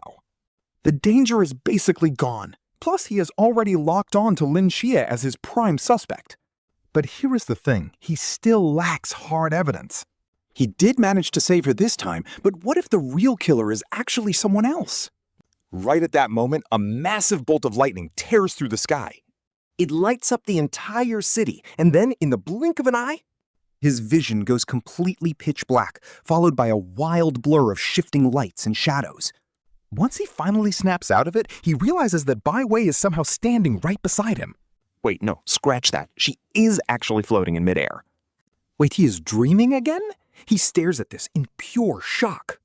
This version of Bai Wei is the exact same one he kept seeing in his dreams back when he worked as a detective. She always wears this mysterious, faint smile, even though her face is filled with pure concern for him. She just quietly stares at him without saying a single word. Honestly, seeing her like this almost makes him think he regressed all over again to his past life. He quickly checks his surroundings and realizes he is not back on the police station rooftop. Instead, he is standing right outside his own house, completely losing his mind over this twist. The next second, a completely soaked girl is slowly walking straight toward the front door. Rain drips down her hair as she hugs her arms tightly to stay warm. She walks up to his doorstep while the real him is just standing right there watching. It is crazy because he realizes this version of Bai Wei from the past cannot even see him. Confused, he glances at the ghostly Bai Wei floating right next to him. She just gives him a blank look, then immediately shifts her gaze back to her past self standing at the door. So he turns his head too, focusing on this version of Bai Wei who is completely drenched in the pouring rain. She does not ring the bell right away, clearly trying to gather her courage. She seems totally conflicted, hesitating out there in the freezing cold for what feels like forever. Slowly, she reaches out her hand, but then hesitates and stops right before touching the bell. After hesitating one more time and taking a deep breath to calm her nerves, she finally musters up enough courage to ring the doorbell, and the sharp sound echoes through the house. She flinches instantly and snaps her hand back, looking incredibly nervous. She hugs herself again, looking so shy and adorable at the same time. In just a few seconds, the door swings open, and it is actually his younger self standing there. This is literally the first time he is seeing his past self from an outside perspective, and it is completely surreal. Either way, he is just standing right there in the hallway, completely invisible to both of them. He decides to stop overthinking and just watches the memory play out exactly as it did before. Bai Wei asks to stay the night, but his past self was way too young and naive back then. He was also terrified his parents would find out, so he did not dare let a completely soaked girl inside. Assuming she's just stranded and has no money, he actually offers to walk her all the way back. He turns around to grab an umbrella and raincoat, but right as he turns his back, Bai Wei hesitates for a second, looking totally heartbroken before she finally turns and walks away. Watching this, our main character completely ignores his past self, who is still inside looking for an umbrella. Instead, he chases right after her. He already knows what his past self was doing. But he had absolutely no clue what Bai Wei actually went through after being locked out that night. Honestly, even if this is just a dream, he absolutely needs to see her side of the story that night. He catches up to Bai Wei, desperate to see how this dream is going to reconstruct her tragic night. And what he sees is just a completely lost, broken girl with absolutely nowhere left to turn. She was too embarrassed by her toxic family to let him walk her home. Talk about heartbreaking. But now that she rejected his help, where is she even supposed to go? The world is massive, but she has no safe space. Her mother, her father, all three places she considered home have completely shut her out, leaving her absolutely nowhere to go as she wanders aimlessly to a convenience store. Suddenly, her stomach starts growling loudly, and it hits her that she has not eaten a single thing since noon. She searches her pockets and spends her very last pennies to buy a single piece of bread and some milk. That is her entire dinner. Seeing her absolutely drenched, the kind store clerk steps in. He immediately grabs a dry towel for her to clean herself up and warmly forces an umbrella into her hands before she leaves. Just bring it back next time you're around. This rain is way too heavy. A girl like you should not be walking around in this storm. It is bad for your health. Bai Wei tries to say no, but the clerk insists, so she can only thank him and accept it. She opens the umbrella and is just about to walk away. But then she suddenly spots a very familiar figure in the distance. She quickly looks over. Oh no, Yi Chi is cornered by three thugs who are brutally beating him up in a dark corner. Gathering all her courage, she actually steps in, yelling at them to stop. If you do not leave him alone, I am calling the cops right now. She frantically reaches for her phone. But wait, her toxic mom literally smashed it before she left the house. Seeing her fumble with empty pockets, the thugs mock her, asking if she forgot to bring her phone. Hey, pretty girl, we can stop hurting him, but you have to stay with us. Just as they close in on her, Yatesy, who had been taking the beating without a word, suddenly struggles to his feet. He blocks them, shielding Bai Wei, shouting that she has nothing to do with this. Run! But the thugs laugh. Too late to run now, sweetheart. Grab her! Seeing them reach for Bai Wei, something in Yatesy snaps. Our quiet, submissive boy goes absolute beast mode. Seriously, loud people throwing tantrums? That is nothing. But when a quiet, honest kid is finally pushed to the absolute edge, that is when things get terrifying. Yichi literally charges at the three of them like a rabid dog. He is taking heavy blows from all sides, but he throws his entire body into a wild counterattack. He sinks his teeth directly into one thug's arm, biting so hard the guy screams in pure agony. Next second, Yitzi locks onto the other guy standing right next to him. He chomps down hard and refuses to let go, no matter how they hit him. He almost tears a chunk of raw flesh right off before the guy finally drops to his knees begging. Only then does Yatesy let go, seeing their buddy get absolutely mauled like that. The leader completely loses his cool. Look, tough guys fear the crazy ones. And crazy guys fear people who literally do not care if they live or die. This kid is a straight-up maniac. The thugs yell a weak threat and run. Our main character knows these guys actually had knives on them, but they were just using them for show. They never had the actual guts to stab anyone, but man, Yichi's sheer ferocity. So he completely terrified them, and that's when it finally clicked for our main character. Turns out all those scars Yichi had back in school, he actually got them protecting Bai Wei. Once those three cowards ran off, an exhausted Yatesy just ignored the pouring rain. He collapsed straight into the mud. She rushed over, asking if he was okay. I am fine, thanks so much. Don't sweat it, we're classmates after all. You literally just saved my life too, so now we're completely even. Bai Wei forced a gentle smile and reached out to pull him up, but Yatesy just stared at her hand. He knew his hands were absolutely covered in mud, so he didn't grab her. Instead, he pushed himself off the ground and walked over to a nearby trash can. He picked up his ruined backpack and immediately unzipped the side pocket. He needed to make sure her clean handkerchief was still safe inside, finally letting out a sigh. Your umbrella is totally broken, so you should take mine instead. It is actually borrowed from that convenience store, so just remember to return it later, okay? But wait, if I take your umbrella, what about you? Don't worry about me. I actually want to get drenched, so I don't need one, but Yatesy, being super observant, instantly sensed her weird vibe. Hey, did something bad happen? She just shook her head and said it was nothing. Just some family drama. Knowing her family situation, Yatesy understood.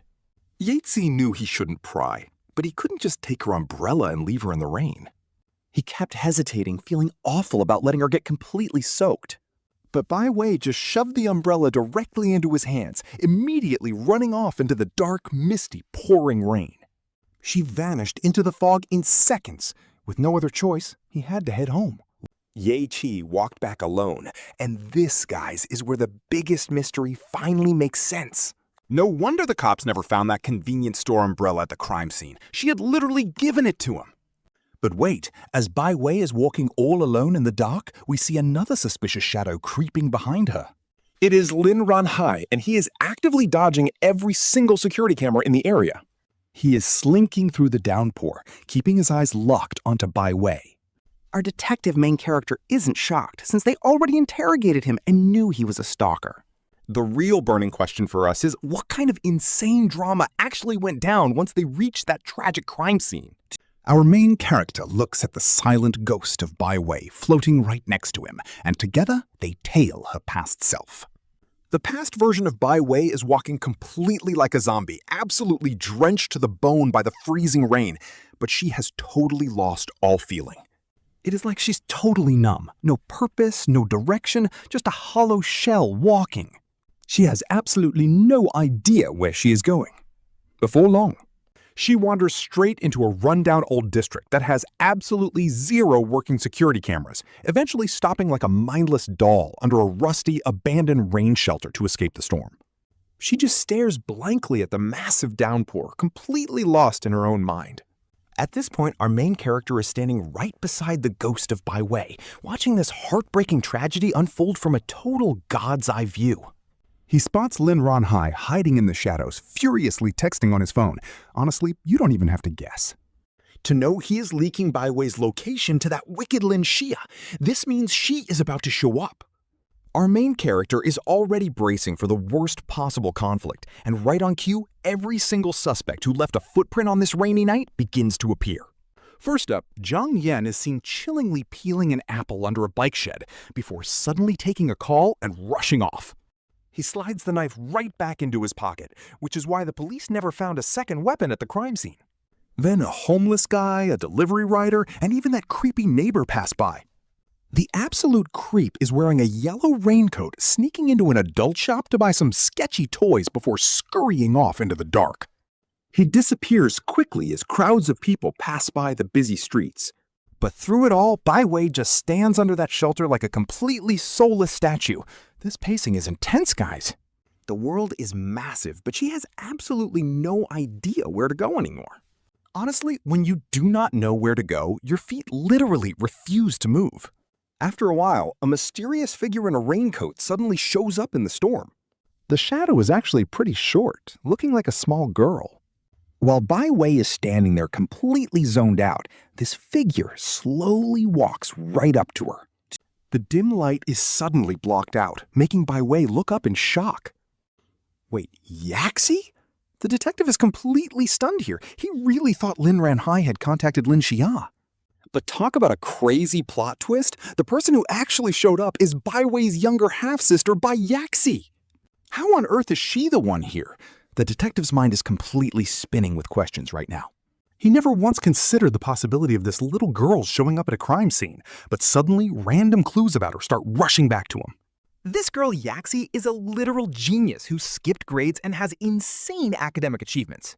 Which means she has an incredibly smart, mature brain. The detective totally ignored her before simply because of her young age. Now it looks highly likely that she actually used her mother's name to order Lin Ranhai around, but why would a little girl clash with Bai Wei like this? To the point of taking a life? The detective low-key suspected it.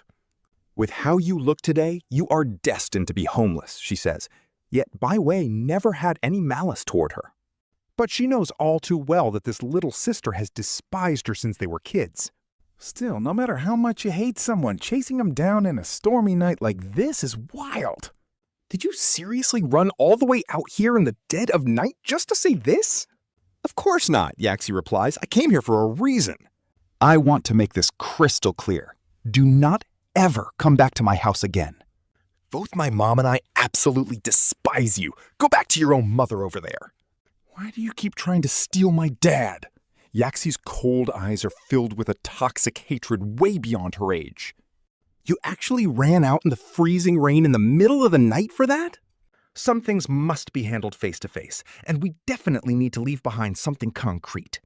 Just so you do not try to back out later, Yaxi then pulls a waterproof bag from her raincoat. I know you are literally homeless now. Here is $1,000 for your pocket. Take the money and sign this agreement to officially cut all ties with our father. We have nothing to do with each other now. At this point, the detective finally understands. Yaxi knew Bai Wei was completely cornered and wanted to kick her while she was down. Using a tiny bit of cash to force her into signing this absolute joke of an agreement to buy peace. The only reason she had Lin Ranhai stalk her this whole way was to verify that Bai Wei truly had no escape left. Staring down at the papers being shoved in her face, a heartbreaking, miserable smile creeps onto Bai Wei's face. She never expected that even after being pushed to the absolute edge, her own sister would still come to kick her while she's down. Her soul is dead. Why would she care about $1,000 in a moment like this? All she wants is to protect her last bit of pride. I am not signing this, she whispers. Bai Wei, quit dreaming, Yaxi snaps back. Have you seriously still not realized it yet? Realized what? Dad does not care about you at all. He does not even love you. Just look at the weather today, this absolute nightmare of a rainstorm. When you packed up and walked out of our house, he did not even try to say a single word to stop you. Do you even know what that means? It means you are absolutely nothing to him, a complete nobody. Yaxi's freezing words cut like a knife. They stab like a poisoned ice spike directly into Bai Wei's already shattered heart.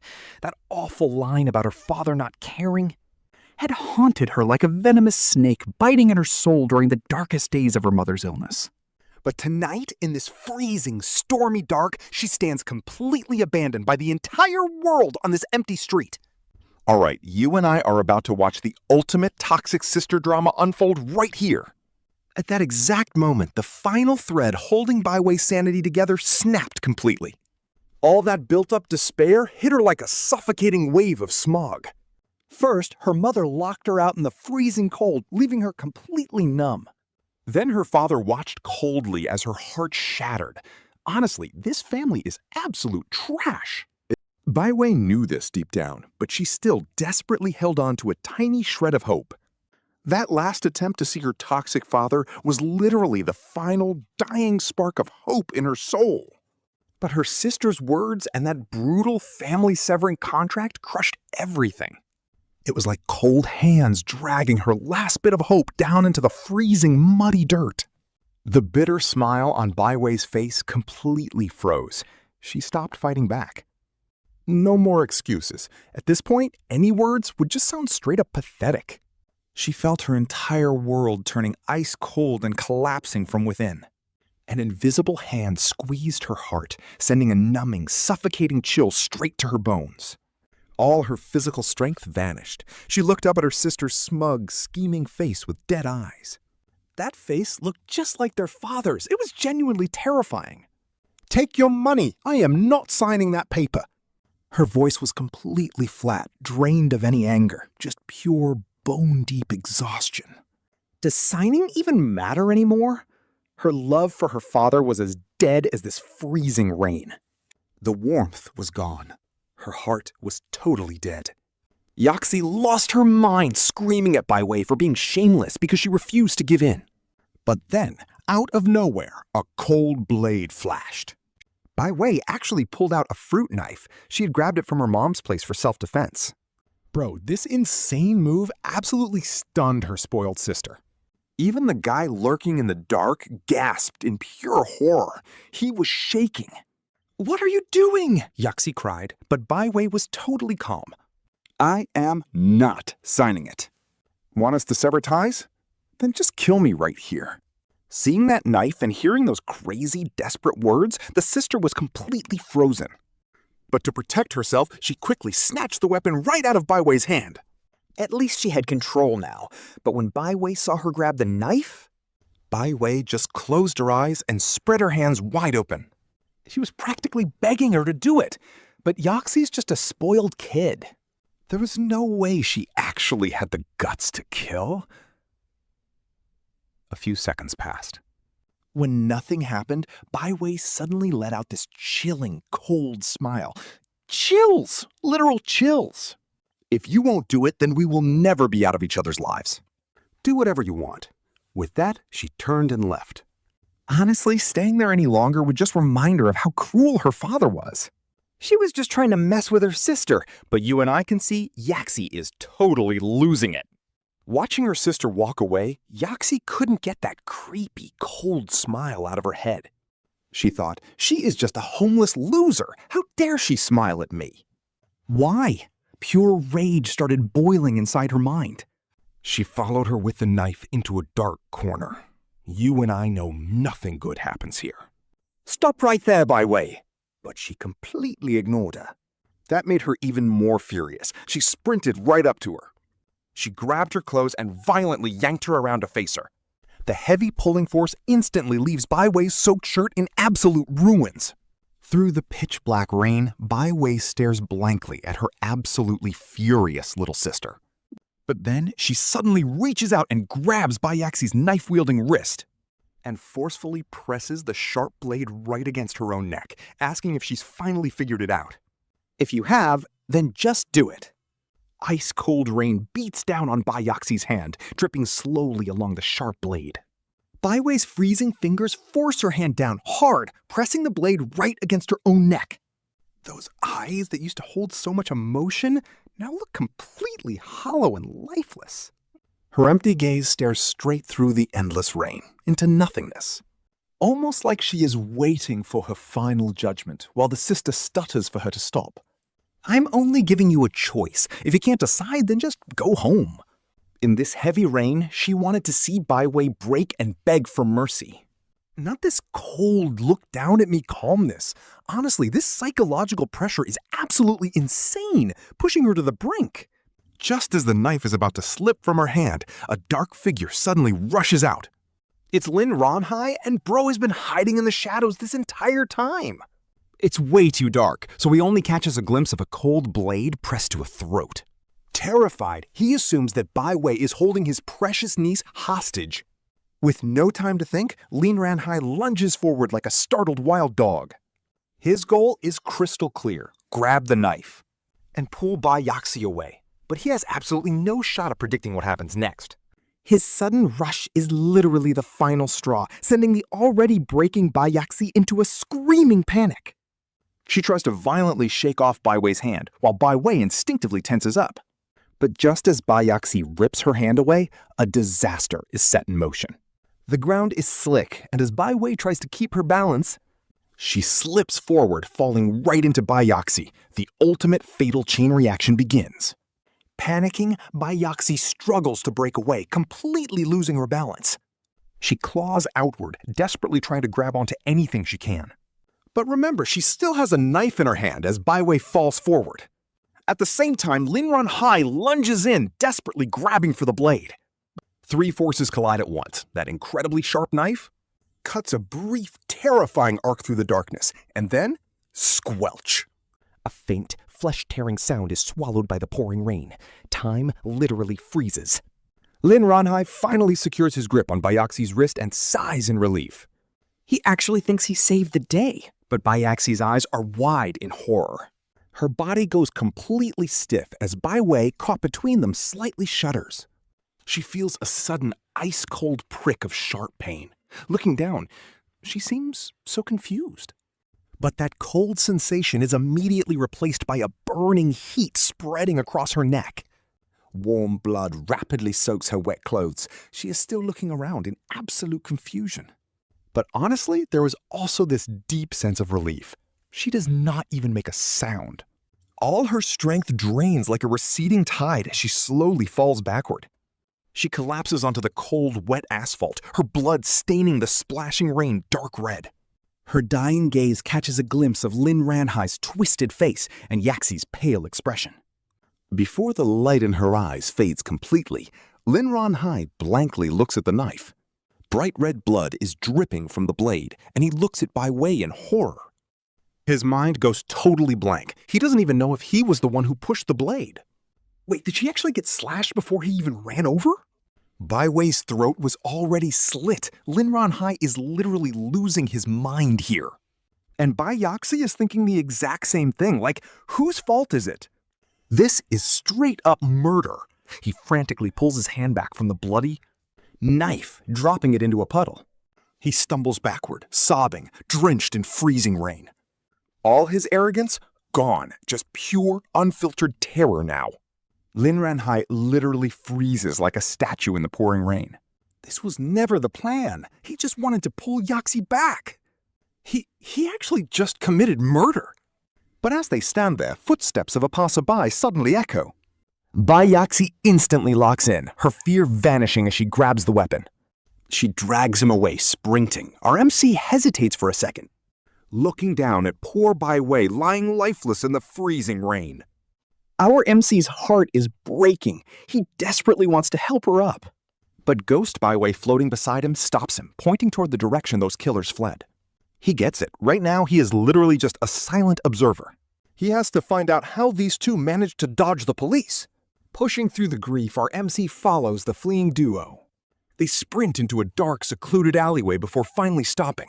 What now? Uncle is crying that they are completely cooked, that this is a disaster. What do we tell the police? She tells him to calm down. It is pouring and there are literally 0 cameras around here. We will be fine, Uncle. Is that girl you invited over at home? Yes, but we are not dating. She smirks. That makes it easy. Tell her you will date her. Boom, she is your perfect alibi. The police would never suspect a guy who invited a girl over, only to leave her, go out in the rain, and commit murder. Logic, motive, opportunity, you literally have none of them. It makes zero sense. But what if they look into me? I will slip up. She is like, Uncle, are you actually stupid? Cops do not waste time on suspects with zero motive. Worst case scenario, even if they prove you went out, where is the murder weapon? Bai Wei brought that knife herself. Who knew she carried a blade? If we just stick to this one massive plot hole. They cannot touch you. Hearing this absolute evil genius cook, our MC's spine goes cold. This girl is chillingly calm and calculated. Her logic instantly calms him down. But wait, what about her? Her building has cameras in the elevator. She definitely got caught. How is she dodging that? Turns out, she skipped the elevator. She snuck out past her parents using the stairs to avoid surveillance. Once she sneaks back the same way, her alibi is flawless. Now everything clicks. No wonder during the past life investigation, there was zero trace of her leaving. Her sneaking around her parents was the ultimate loophole to dodge the cops. This girl is insane. Why even bother dodging the security cameras if he actually planned to kill her? And why was the murder weapon brought by the victim? This logic loop is actually crazy. Toss in that random bystander's testimony about an attempted rape, plus a massive storm destroying the scene? This completely ruined the investigation. Trust me, this is the insane truth of that past life cold case. Both of these accidental killers literally had airtight alibis. No intent to kill, and definitely no prepared weapons. With the storm covering their tracks, this massive coincidence basically became a literal perfect crime. Watching them walk away, our main character is just left feeling completely hollow. So who actually did it? Was it Lin Ranhai or Bai Yaxi? Honestly, there is no real answer, but before they even did anything, Bai Wei was already dead. The real killer was her toxic, broken family. A father who ignored her and a mother who completely lost her mind. Just as our main character is drowning in guilt, a cold little hand gently touches his cheek. Feeling that freezing touch, he slowly turns his head in total shock. There is Bai Wei floating right there, looking at him with the most gentle, loving eyes. Please, let us just stop here. She finally speaks, that familiar voice that always tugged at his heartstrings. After 10 whole years, he is finally hearing her voice again. But her voice is heartbreakingly sad. He asks, "Am I dreaming right now?" Before he can even finish, she places a soft finger to his lips. Shushing him gently, she whispers, "There is no difference. Everything is in the past, but can he really let go? You blamed yourself for things you could not control, carrying all this guilt. I have watched you every single day. Watching you torture yourself with this obsession for 10 whole years. It is time to end this. You have found everything you needed. The truth does not matter anymore, because before that knife even fell, my heart was already dead." Hearing this, our main character freezes. He finally gets it. Nothing hurts worse than a completely broken soul. When the whole world abandons you, surviving is not even living anymore. That final blowback then, it was not a tragedy to her. It was a release, but she never knew he would blame himself and turn her tragedy into a 10-year prison of pure guilt. Now that you're letting go, I can finally move on. This is not your fault. You do not have to carry this. Live in the present. There is someone waiting for you at home. Do not lose the people who actually need you right now. These words hit hard. He shudders. He really has been trapped in the past for too long, breaking laws and risking everything just to chase down a cold case. If he keeps this up, he is going to destroy himself. He looks at her ghost, unsure if this is a real spirit or just a hallucination to save his own sanity, but real or fake. He has to make a promise so she can finally find peace. I get it now. I am finally letting this case go. Do not worry. I will not live in the past anymore. Our MC makes his promise, and Bai Wei finally flashes a beautiful, relieved smile. And then boom, the freezing rainy night around them starts to warp and fade away. He suddenly wakes up and it is already the next morning. The crazy storm is gone, replaced by bright sunshine lighting up a crystal clear sky. After passing out all night, he wakes up feeling like all his heavy anxiety is completely gone. The rain has stopped and the sky is clear. Everything around him looks incredibly clear as he looks around. He is still lying on the wet rooftop of that abandoned building from last night, surrounded by puddles. But surprisingly, his clothes are pretty dry. Maybe the strong wind on the roof blew them dry. Or maybe it is an unexplainable miracle. He stands up, looking into the distance. Staring at the sunlit city, whether it was a dream or reality, let it be. But get this, guys, that wild dream finally lets him decode his entire past life. Bai Wei's tragic death was never just a random accident, nor was it inevitable. It was a brutal mix of her toxic family, terrible timing, and sheer despair that created her tragedy. But now that he is here, there is no way he will let that happen again. When he gets back home, the house is dead silent. Stepping lightly, he quietly makes his way into the living room. Right away, he sees Bai Wei curled up on the sofa, wrapped in a thin blanket. Sleeping deeply. Last night's storm was wild. Terrified of thunder, she did not even go to her bed, choosing to huddle on the couch instead. Our guy realizes she was waiting up for him, looking at her peaceful, sleeping face. And feeling her deep trust, he cannot help but flash a warm, gentle smile. He walks over and gently pulls the slipping blanket back over her shoulders. Only then does he slip into his room. Since he was out in the rain all night, he quickly hops in for a steaming hot bath. Washing away the freezing chill, he gets fully dressed and ready.